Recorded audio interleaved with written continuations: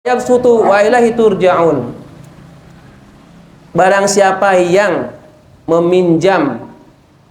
meminjami Allah dengan qardon hasana, pinjaman yang baik, apa kata Allah? Fayudha'ifahu lahu, maka akan dilipat gandakan lahu bagi orang yang meminjami kepada Allah kebaikan, yang pinjaman yang baik. Apa itu?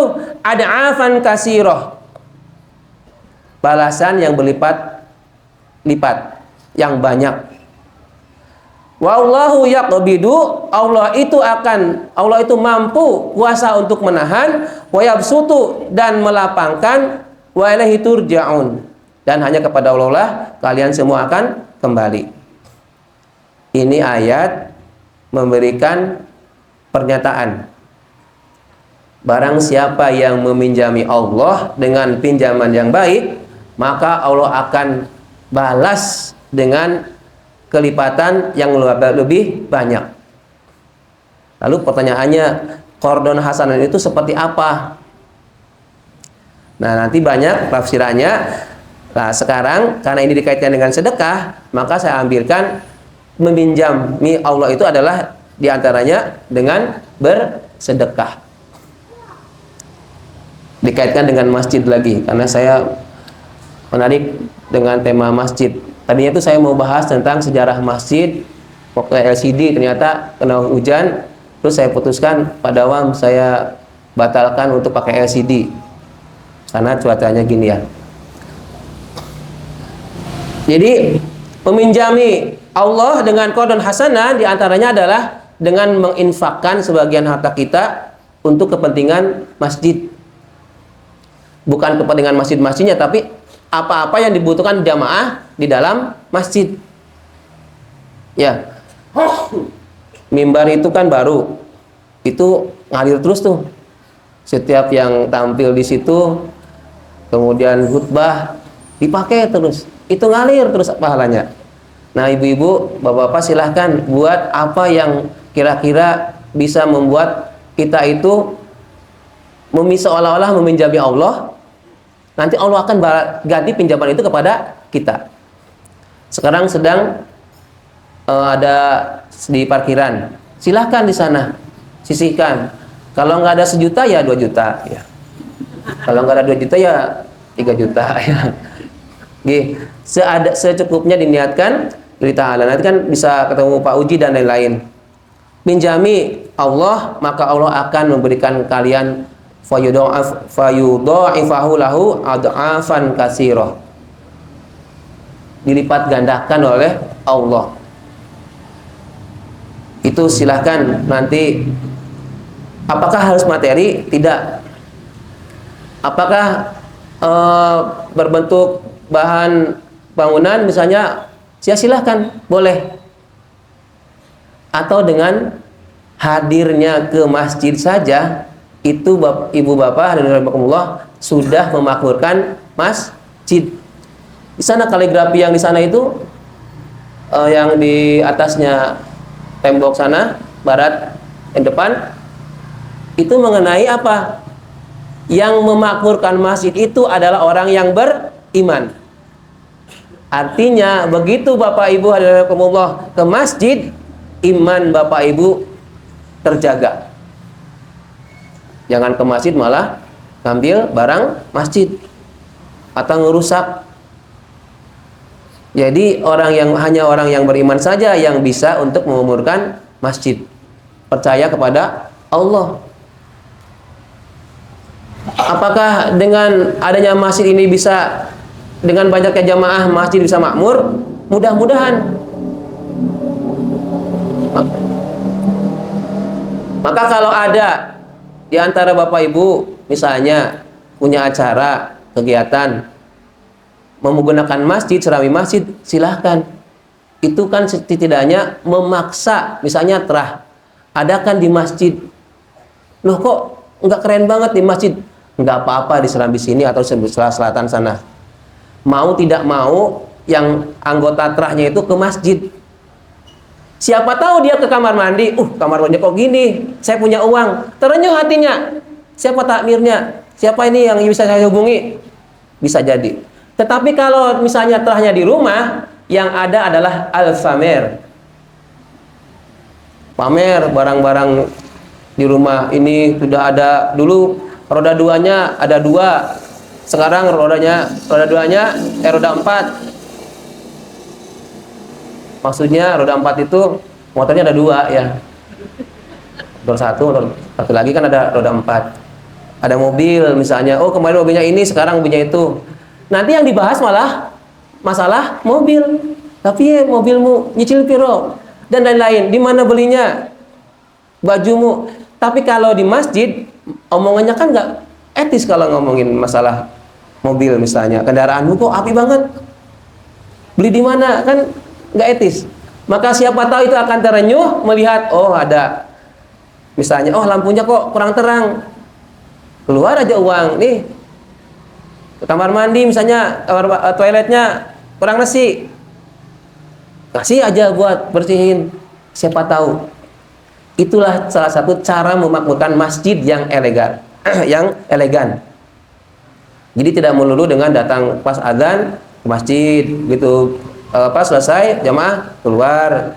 Tapi ada yang lain, termasuk ada melibatkan putra-putri bapak ibu, cucunya ngaji di sini dengan padawan atau yang lain. Itu juga apa? Memakmurkan masjid.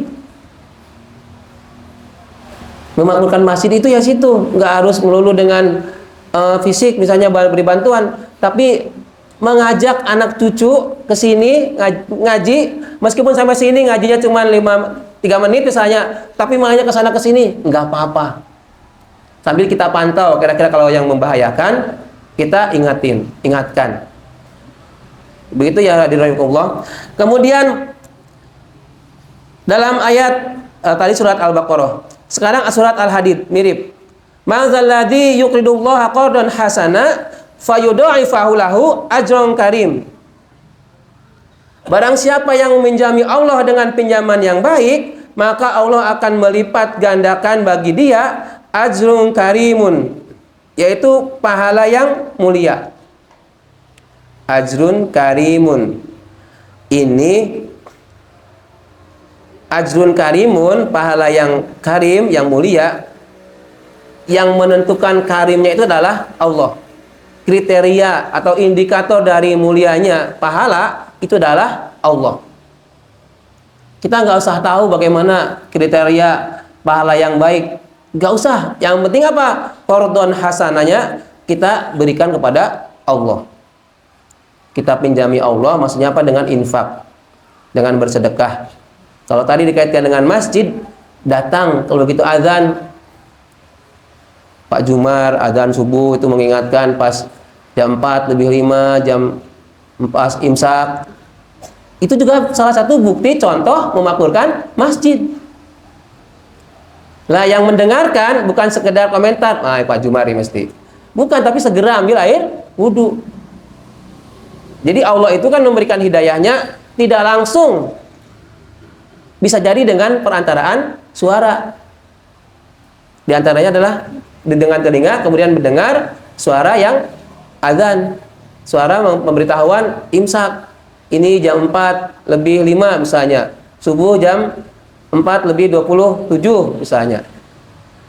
Itu juga adalah bentuk memakmurkan masjid. Termasuknya apa? Qardon hasanah, meminjami Allah. Nah itu akan dibalas oleh Allah. Nah ajrun karimnya itu tidak bisa kita membuat ukuran-ukuran atau kriteria-kriterianya. Sudah, biarkan aja Allah dengan hak prerogatifnya Allah memberikan balasan kepada kita, kepada orang yang memberikan yuqridullaha qardan hasana. Nah, mengenai surat Al-Hadid ayat 11 ini ada asbabun nuzulnya. Saya ceritakan di sini. Ini mudah-mudahan memotivasi. Jadi ceritanya itu ada Abu Dahda. Ini terkait dengan Al-Hadid surat ayat 11 ya. Abu Dahda itu dia bertanya kepada Rasul. Rasul, apa ada yang dibutuhkan? Apa yang bisa aku berikan kepada Allah? Terus kata Rasul, ya sedekah. Oh iya, kalau gitu sini tanganmu.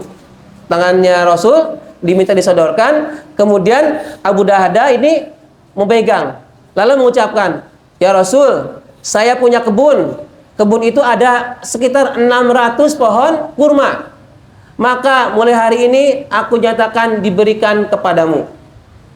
Diinfakkan untuk kepentingan menyebarkan ajaran Islam." Diinfakkan itu kebun, bayangkan. Kebun, sudah pernah lihat pohon kurma belum? Sudah. Ini yang sudah, mana Bu Iwang sudah yang, atau yang sudah pernah bukan buah kurma loh, pohonnya.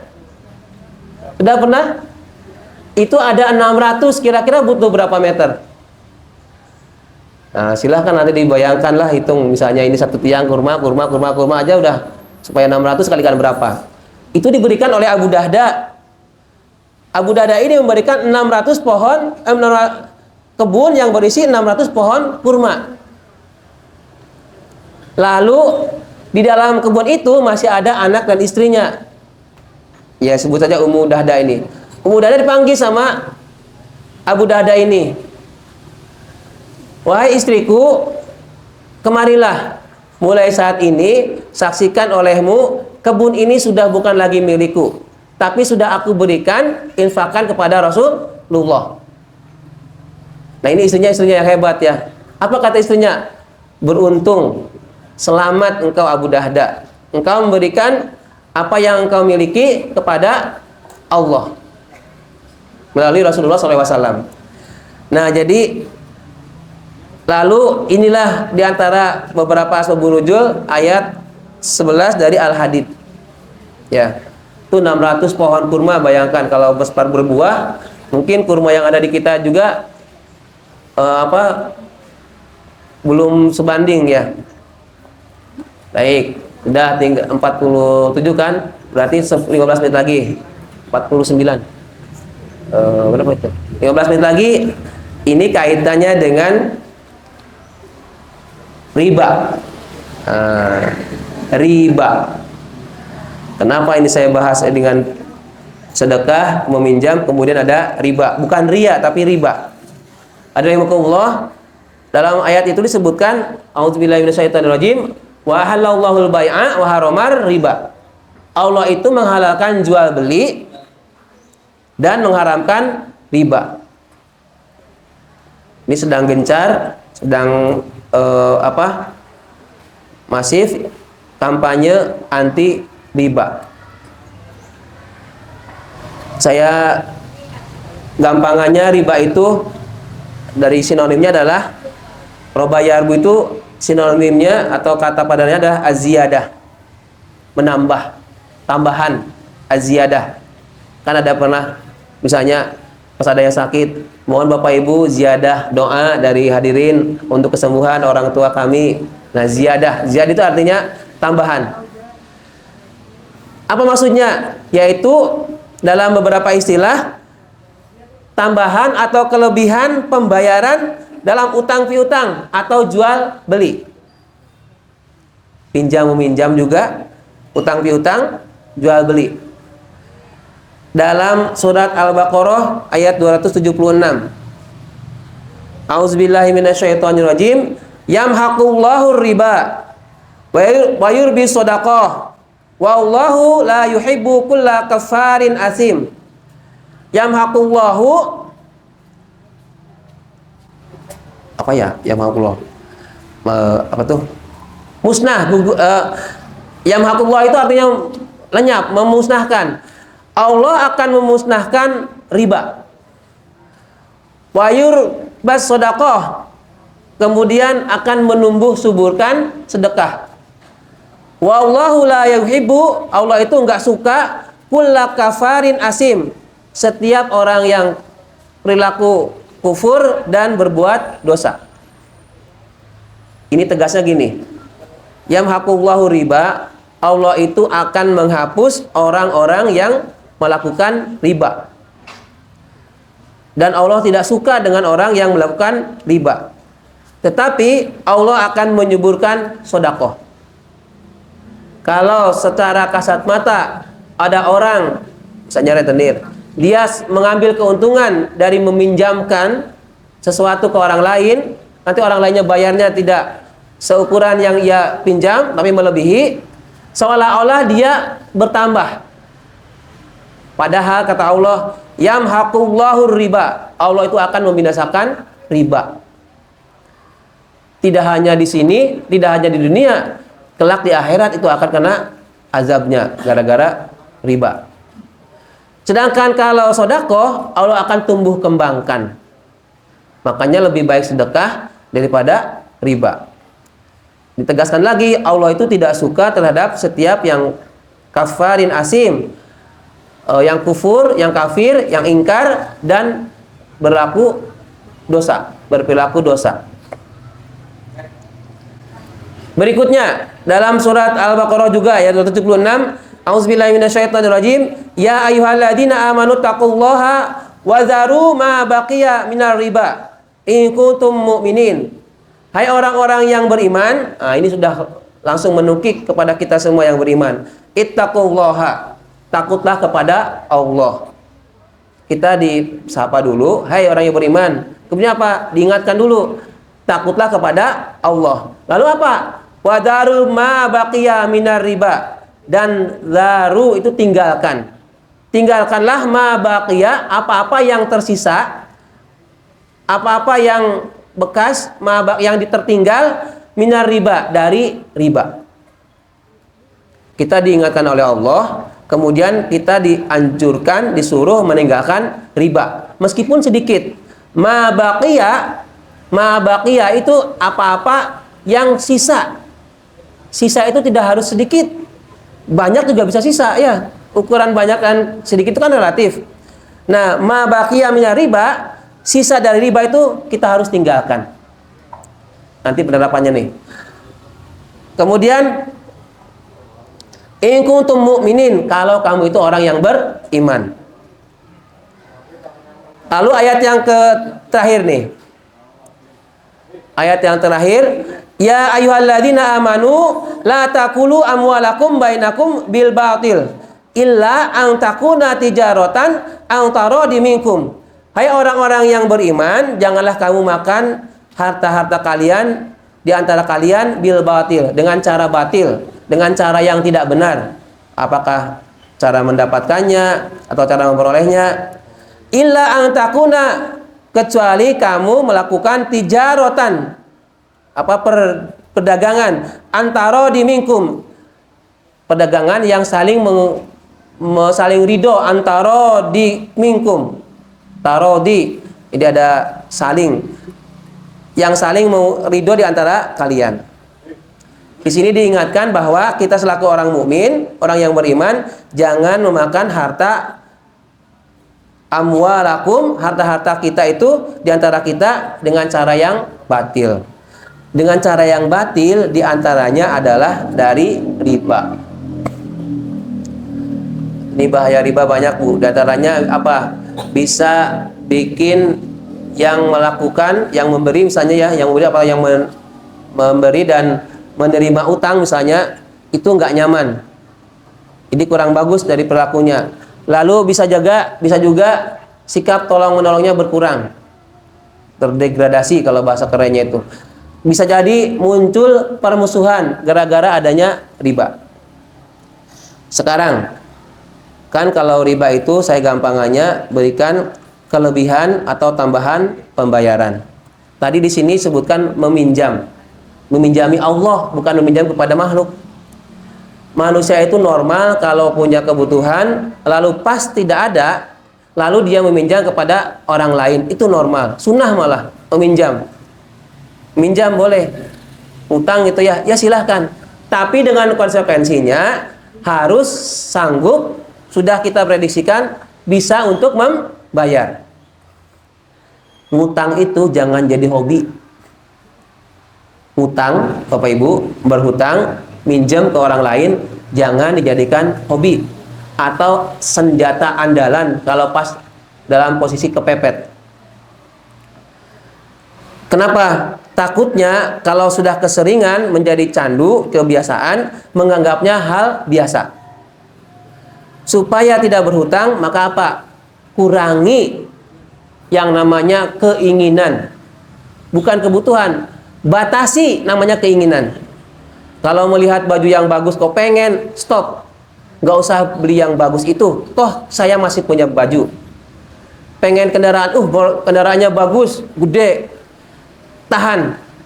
Kalau hanya kebutuhan yang sekunder, lalu kita pinjam uang, lalu pinjam uangnya ke orang yang tidak bisa dipercaya, misalnya dia harus, misalnya ini pinjam 10 juta, malah harus bayarnya 12 juta, maka siap-siap. Yamhaqullahu, Allah akan binasakan, Allah akan hapus. Maka dalam kesempatan ini,